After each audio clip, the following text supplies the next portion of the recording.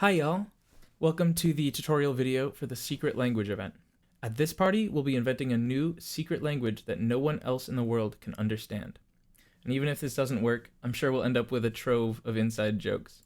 Now, for this idea to work, it is super important that everyone who is coming has watched this video before they arrived. In worst case, I'll send you to the garage to watch it in the dungeon alone before the actual event starts, but you won't want to miss out on the start of the event. So please watch through this whole video.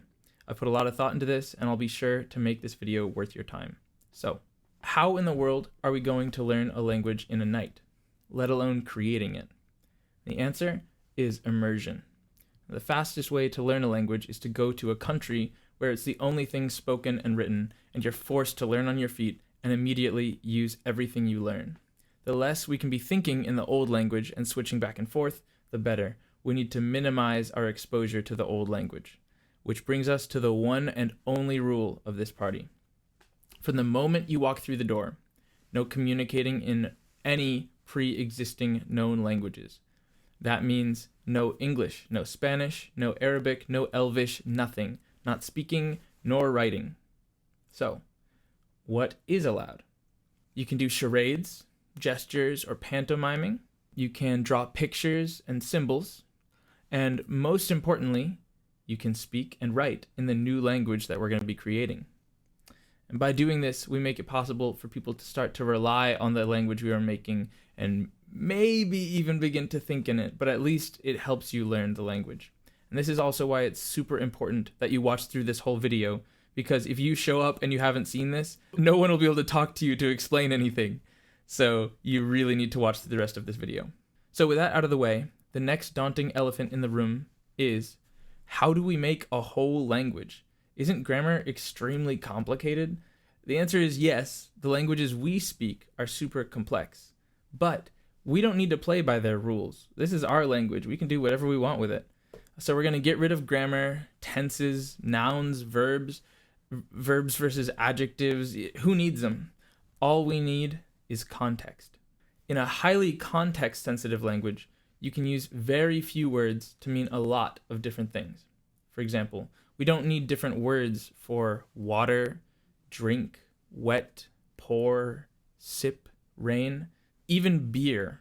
Water could just be the one word that holds all of those meanings at once. You can just figure out what someone's saying by the context of what they're doing and of what words were used near the word. Like, let's say I only had the words you, me, water, and crazy, just those 4 words. I could point at a wet spot on my lap and say, you water me, to let you know you spilled on me. Or if I said, me crazy water, with one intonation, that might imply I'm really thirsty, or me crazy water. With another, could imply I would like a beer, like crazy water. Now I can hear rules lawyers up in arms saying, we're using our made-up words, but the order of them is ending up the same as in the languages we already know. That's gotta be against the rules. Zip it. Turn off that part of your brain. It's totally allowed and even encouraged to speak, however it makes intuitive sense to people. This whole thing is a vibes-based event. No need to police yourself about the order you say your words, unless you really want to for some reason. If you're like a group of trained linguists, then go ahead, you crazy tongue scientist. But this leads us now to the big 6. To help us get started in building this language, I've created 6 words you need to learn before you show up to the party. I made a little beat to make them easier to remember. If you want, you can sing along right now to lock it in. The more cringe, the more it sticks. But the way it goes is Poxifulu Zunka Guayib. Poxifulu Zunka Guayib. Poxifulu Zunka Guayib. I said Poxifulu Zunka Guayib. Poxifulu Zunka Guayib. Yeah, Poxifulu Zunka Guayib. We're gonna hit each of them in reverse order of the song. Let's go. Poxifulu Zunka Guayib. Now, I know I said there will be no grammar policing, but to keep the immersion, we need a way to call out actions and words that are against the number 1 rule. And that word we will use is yib. Yib means rule breaking, illegal, rule breaker, or even like an instance of breaking the rules. It can even mean like something's against the spirit of the game. You get the vibe. These are all context-based. This one word has a lot of meanings. For the most part, just know you can point at and shame anything or anyone and shout, "Yeeb!" or just "Yeeb!" to call them out for their vile actions, which I mean slight slip-ups and mistakes. You could even use it to describe a word that feels too close that it is potentially against the spirit of the event. Like, yeah, I think that's a little yeeb. It could even be a curse word if the group feels like it. Ah, yeeb. Obviously, the game of this event is just for fun, so yeeb shaming a player should always be done in a joking manner. Other than that, yeeb away. Now, the main thing you'll be speaking are words we make up, and to make words, we need a word for word. I introduce you to gua.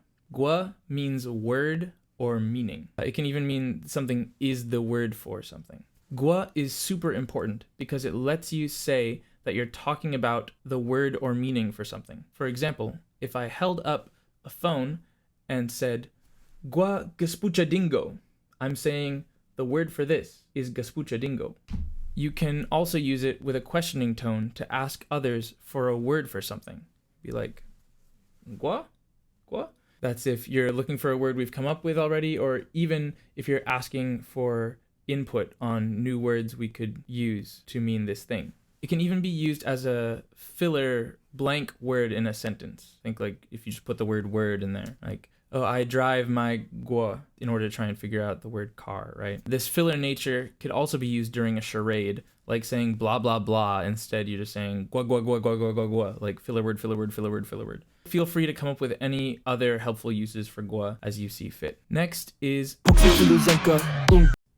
Picture you were trying to explain your new word to someone. How the yeeb could you tell if they understand your bizarre pantomiming or your questionable drawing? Don't fear. Is here. Means understand or knowledge. It will most commonly be used either as a question or a statement. Like, like, do you understand? I understand. Technically, it can even refer to things about knowing or about knowledge as well, but I predict that most of the time it's going to be used for ooming back and forth at the zunka so people know they are on the same page. Wait, ooming at the what? Zunka is my favorite of the starter words, and it is very, very important. Zunka means canon, like canonical, canonization ritual, and even the canonization zone. Zunka is kind of the opposite of yeeb, in that if something is Zunka, it's officially part of the established language we are building. Zunka is not just a descriptor, however.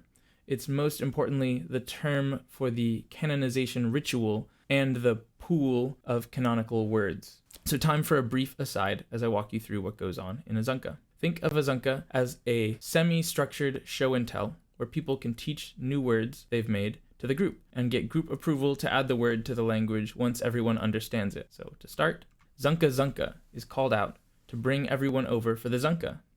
Anyone who wishes may step up in front of everyone and begin going through all of their new words they want to share. Following this process, they'd say zunka, and then explain the thing, and then say gua for like word, and then whatever the new word is. Here's an example. Let's say I wanted to make a word for eat. I could say zunka gua jabing. Basically, zunka signifies that I'm starting to explain the new word that we're going to be making, and then you say gua before you say what the new word is so that we know that that is the word. After you've given your explanation, you then say and see if people understand. Anyone who understands will say back. They might raise their hand or nod their head. Those who did not will shake their head and say the word for no if that word has been created yet. And after the crowd all agrees that they the word, the presenter says, "Zunka? Like, do we canonize this? Is this good?" And then if the crowd agrees, then the word is canonized. And at some point, an index card with a picture of that word and its written spelling will be dropped off into a taped off section on the floor that I call the Zunka zone, or the Florctionary. Technically, in language, that zone itself is called Zunka as well. So you could just point at it and call it Zunka. Or say, move the card to the Zunka, Alternatively, if someone had a concept in mind but no word for it, they could step up and do that whole explainer thing, but instead of giving the word, they could just say gua, opening the floor to the audience to suggest potential words. For that eating example, they could go Zanka gua, and then look for some input as to what the word should be. Once someone is done sharing everything they made, they go sit down, and we repeat the process for anyone else who has gua to share. And we go until the creative well is exhausted, and then return to the main activity. As an aside, I personally think Zanka makes sense as a name for the language that gets made from this event, but you should feel free to name the language whatever you like. Okay, now wait, what was that about a main activity?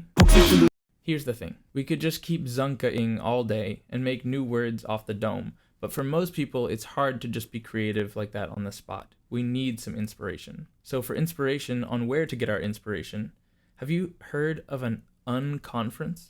An unconference is basically an improvised professional conference where the attendees suggest discussion topics with note cards on a big board. The topics are voted on, and then the most popular ones are brought off to tables for groups to chat. Now we're going to steal this idea, but to do so, we need a word that lets us talk about these topic cards and about topics in general. That word is fulu. Fulu is the word for topic, category, genre, type of thing, or like vibe. So something could be fulu with something, like they have a common classifying trait, or two things could be in a fulu together, like a group almost of the same genre. Like all of the words we make, it can be, any kind of noun, adjective, verb, You could say that wine is fulu with water, since they're in the same vibe of topic, drinks. For our purposes, since we can't write in English, we will be drawing pictures on cards to create these fulu for discussions. Let's say you drew a car. When it came time to discuss this fulu, people could make up new words for car, wheels, trunk, but also for related things that come to mind, like transportation in general. Maybe pivot to trains. Maybe we use the word for car to mean transportation in general. Whatever feels right. Whenever we make up words, we will want to take a spare index card, typically a white one, and write the word on it, along with a drawn picture of that word. It doesn't need to be good art, just attempt to get the idea across. The worse it turns out, the better the inside jokes. So don't mind the haircut. Let's talk about how we actually pick which fulu we're going to discuss. So after each zanka, the host will call out for new fulu. People will then have some time to draw their pictures and attach them to the whiteboard, or they could just go get drinks or snacks. Now, when people are ready, there will be a call for voting, probably using whatever word we make up for magnet, since you'll be doing it with the same magnets that you're attaching these fulu to the whiteboard with. To vote, players will come over to the board and take magnets and place them on the fulu that they are interested in. Depending on the group size, we might be running multiple fulu discussions at once in separate zones in the living space. And the way it's going to work is people get one vote per discussion zone that we're going to be having per round.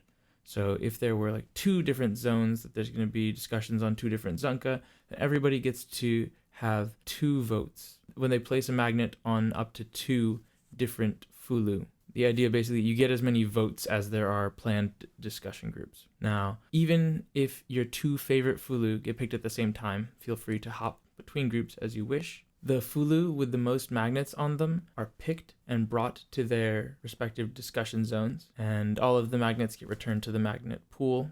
The existing fulu keep their magnets for next round, which makes it more likely that they're going to get picked for a future discussion. Everyone then splits up and joins the fulu discussions of their choice until some time limit gets reached, and at this point, the fulu cards that were picked will each get marked to show that they have been completed, and they will get pinned to a second whiteboard that is full of the completed fulu, as well as some other things. When the discussions end, we'll go immediately to a zanka where we showcase all the new words that got made in these discussions. And then we'll just continue the cycle over and over until the end of the party.